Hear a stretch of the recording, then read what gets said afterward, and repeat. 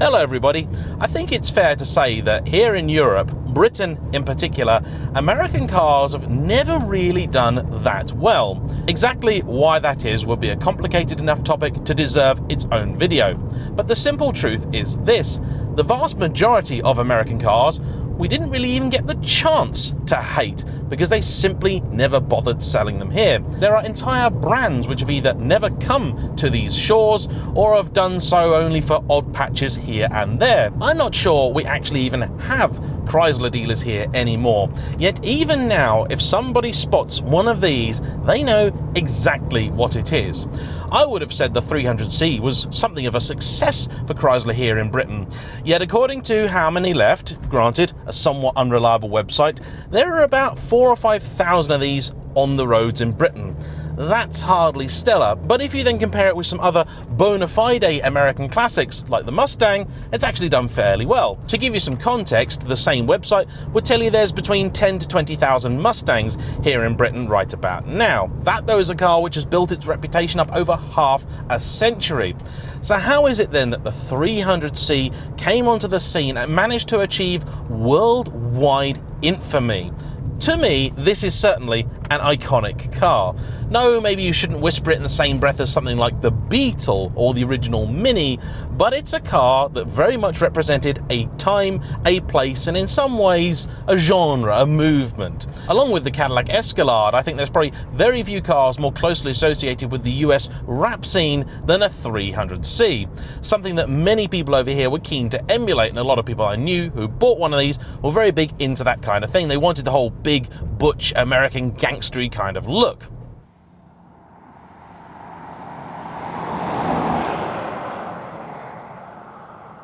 Looks are certainly a big part of the 300C's success.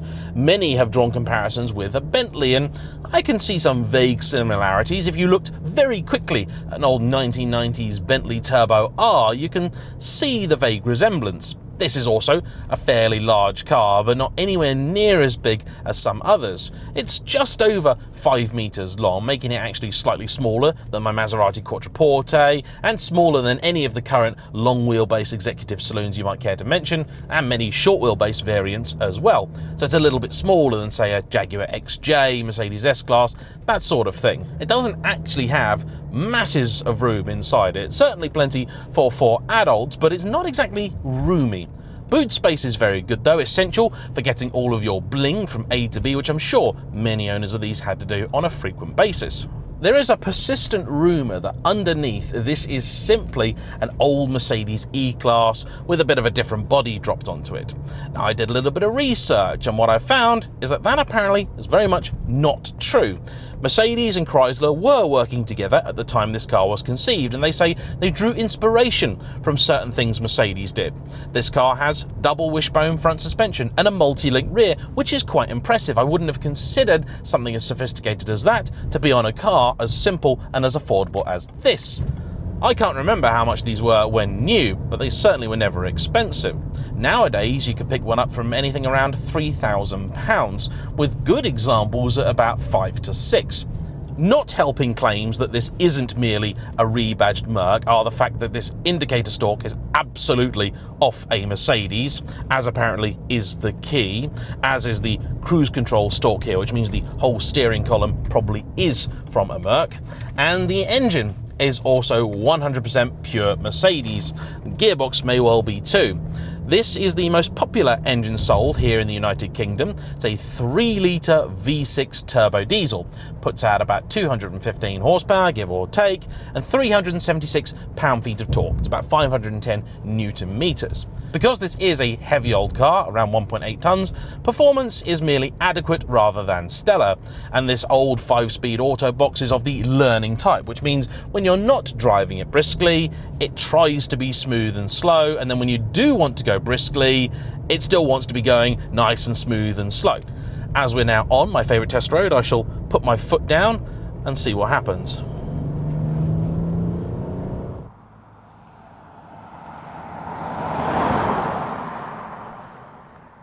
Pickup actually is ample, and this engine weirdly suits the character of the car. Ride comfort is reasonable, and it actually seems quite well damped. I have driven a very, very close relative of this car. In the USA, I took out a Dodge Magnum SRT8.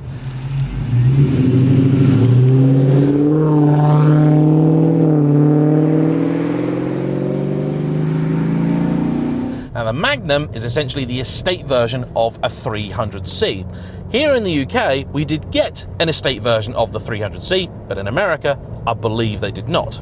In America, they also had a version of this car they called the Touring, rather confusingly, which was actually a trim level rather than a body style. You could get a 300C SRT8 here, but unsurprisingly, very few of those sold. That's a shame, really, because that 6.1 litre, 425 horsepower Hemi V8 is actually a very good match for this kind of car. If nothing else, it makes the noise you expect to hear. Now, this car's owner, Adam, has had quite a few vehicles in his time, around 50 of them, and this is his second 300C. He's always been somewhat drawn to them, and his previous one looked a little bit more like you'd expect. It was black with big rims on it, but he said that it was a nightmare to keep clean. Anyone that's owned a black car will agree with that, I'm sure, and the wheels did absolutely nothing for the ride quality. This is on the original 18s, and he says is much better for it.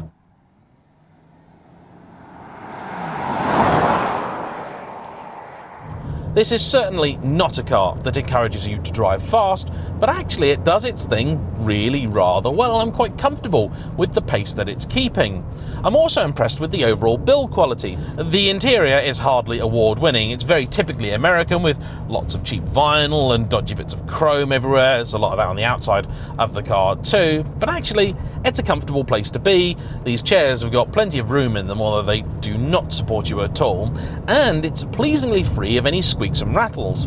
That may be because this car was assembled in an entirely different place to all of those you'll have seen in America.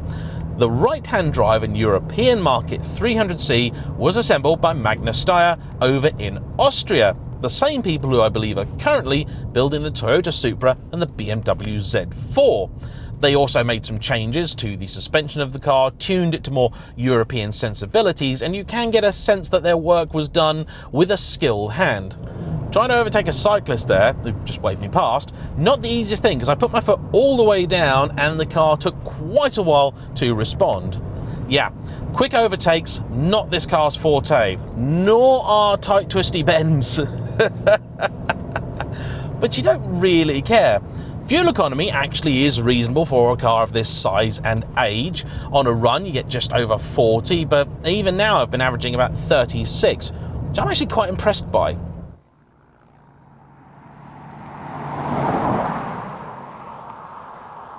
You do feel like you are in something very big, very tall as well. I've been driving around in an Alfa Romeo Giulietta mostly of late, so it's not exactly on the floor, and this does feel like you are in something properly tall. Reminds me of my 7 Series, something like that. People who like an elevated driving position will appreciate this car. It doesn't actually feel unnaturally large for this road either. It's the kind of car you might think would struggle on your typical British B road, but actually I'm very impressed with how it's conducting itself. Provided you don't try and hustle it like it's an MX-5, it'll be very cooperative and quite pleasant. In the USA, they did have quite a few different trim levels for these, but here they knew they weren't going to sell many, so as far as I understand it, they're all largely the same. There are heated seats, there is dual zone climate control, and the Boston Acoustic stereo is actually pretty decent for a base level sound system. Power! Honestly, it's actually a very good engine for this car. 200 odd horsepower may not seem like a lot, but in typical American fashion, it's the torque that's really important. And it works well. I also don't expect pinch-up throttle response in something like this, and if you do want that, the SRT is going to be the car for you. If you are buying into this because you want the whole bargain Bentley bit, I would exercise some caution. The interior is about as far from a Bentley as you could possibly get. Spend your $5,000 on a Lexus and you're going to get something far more impressive, much better put together, and also with a very tasty V8 up the front. However, if you want a proper piece of Americana and you don't mind the fact that it's going to be a bit of a low-rent interior here, this is not actually a bad car. It rides well, it's got space in it, and it's got a look about it. It makes a statement, doesn't it? Sure, that statement may be that you really love NASCAR and country and western, But who cares? Says a lot more about you than a Ford Focus, doesn't it? While the 300C is not a car that I'm really ever in any danger of buying, I do have to give it the utmost respect. Because, like I said at the start, we here in Britain generally don't care about the vast majority of American cars. Sure, there are some icons that break the mold, stuff like the Ford Mustang, Chevrolet Camaro, the Dodge Viper. But for something which is, on the face of it, quite as ordinary as this, let's be honest here, America is a land that is absolutely filled with fairly cheap, not particularly well made, front engine, rear wheel drive, somewhat powerful saloon cars. So for this car to stand out, it really did something quite special. Sure, the association with the hip-hop and rap crowd is not one that everybody wants, but if you do happen to drive one of these and people look down upon you for it, just remind them, Barack Obama had one too, and the chap that owned his tried to sell it for $1 million. He didn't get $1 million, he Partexed it and got about $14,000.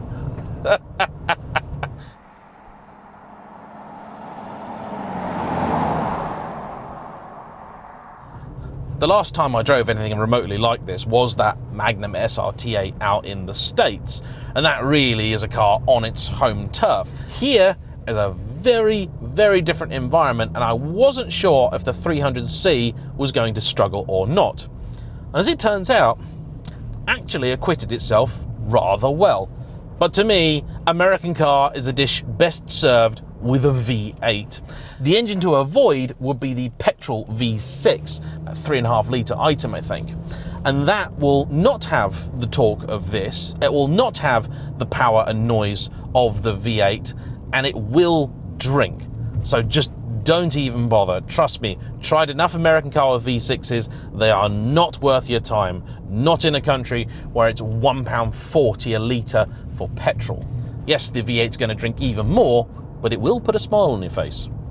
So there we have it. If you want a bargain barge, go and get a Lexus. But if you do fancy a little slice of the American dream in a package that's probably going to be relatively easy to maintain, the 300C, not a bad choice. A huge thank you to Adam for bringing this car out. Please like, comment down below, and subscribe if you haven't already. We'll see you for the next one. Bye-bye.